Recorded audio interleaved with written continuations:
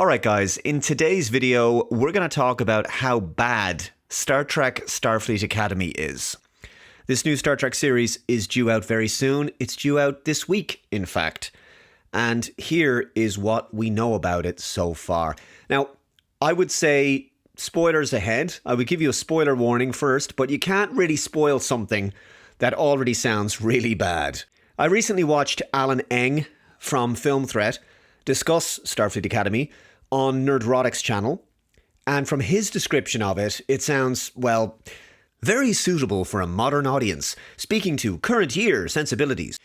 It's going to be especially bad. No exaggeration, it sounds horrific. Alan explained that he's seen the first few episodes of the show. I guess he got screeners for it. And he explains that one of the students, Caleb, he lost his mother years ago. They were separated when he was a child. And that's an event that Holly Hunter's character, Captain Ake, she feels responsible for. And she meets him as an adult and she recruits Caleb into Starfleet Academy. And then she makes it her mission to help him find his mother. So that's the main overarching season-long story arc for Caleb to find his mother. Wow. There's no mention of a father figure there, by the way. There's no mention of his dad. So yeah, this sounds like another example of the amazing single mom trope that Hollywood seems to love so much. Starfleet Academy is reopened after 150 years following The Burn. You remember The Burn? Maybe you don't. It was a ridiculous event that took place in Star Trek Discovery, where all the dilithium in the galaxy burned up and the Federation was basically gone for a while. This was done so that Michael Burnham could basically be placed as the messianic figure in season 3 who helps to reestablish the Federation, because no one can do anything without the help of Michael Burnham. Such a pivotal historical figure for the Federation and for Star Trek, right? Captain Ake is the captain of the series' main ship, the USS Athena. Yeah, Athena. Oh boy. And Alan says that she sits in her captain's chair like a cat. She curls up in her chair like a cat and she walks around barefoot. Yeah, I don't know. So it also sounds like this is a very comedy heavy show because Alan described it as the Guardians of the Galaxy of Star Trek. Yeah. The Klingon character is a very sensitive interpretation of a Klingon. And you probably picked up on that from the promotional pictures for it and the trailers. But what they've done with the aliens on Star Trek now is they try to make them a bit more like human beings, which is wrong because Star Trek aliens were always meant to be reflections of who we are. They were supposed to be reflections of different aspects of humanity. Klingons were warriors, Vulcans were logical, Romulans are, super paranoid and scheming. But the aliens now seem to be updated to make them simply less alien.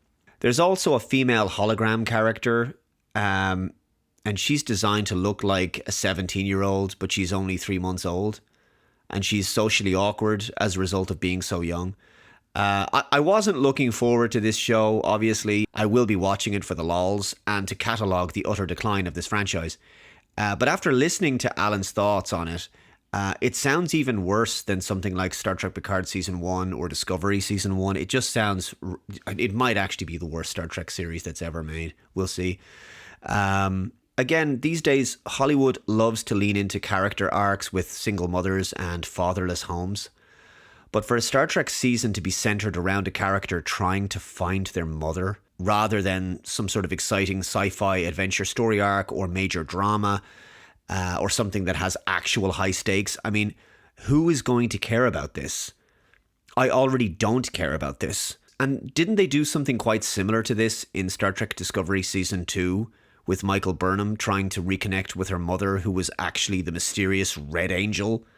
And that season was all about, childhood trauma and her broken relationship with her quote-unquote brother Spock. I mean, look, I'm never going to accept that Spock had a human, quote-unquote, sister called Michael Burnham, who's responsible for making Spock the man that we would know in the original series.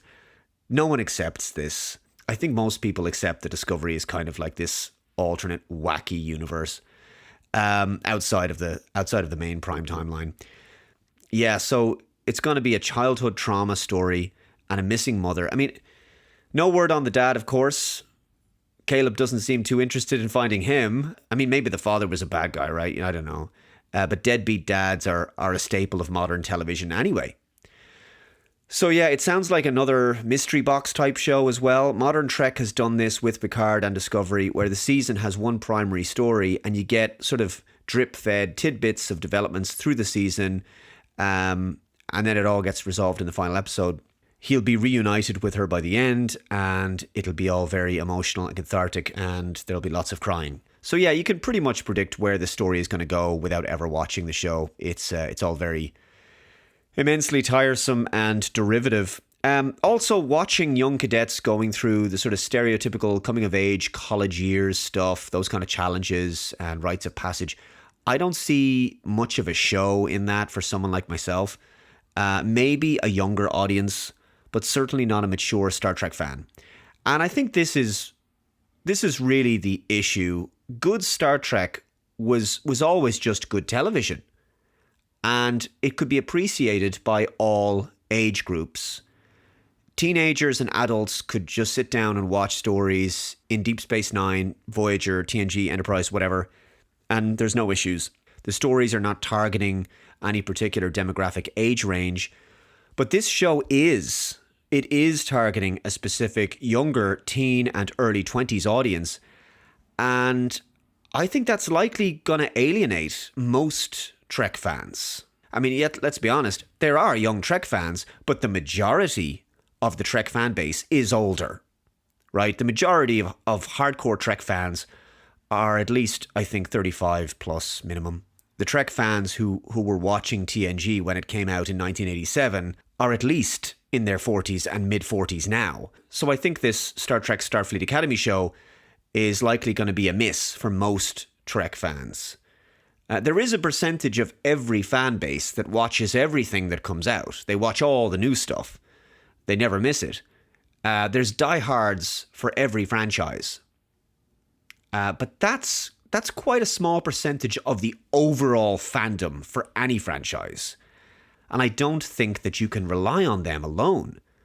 As for trying to generate a new younger audience for this show specifically, I wonder if something like this will really speak to them. I think making a show like this that is too much of a departure is too big a risk. Why wouldn't you just make a conventional Star Trek show based on a tried and tested formula of adult, fully qualified Starfleet officers, professionals, exploring space in a starship? That's all we ever wanted. To me, this new show just sounds dreadful. But guys, let me know your thoughts in the comments below. Again, later in this week, I will have my review of the first episode of Star Trek Starfleet Academy. Can't wait. Can't wait. Oh boy. Take care, guys. If you haven't already, please subscribe to the channel. See you next time. Bye-bye.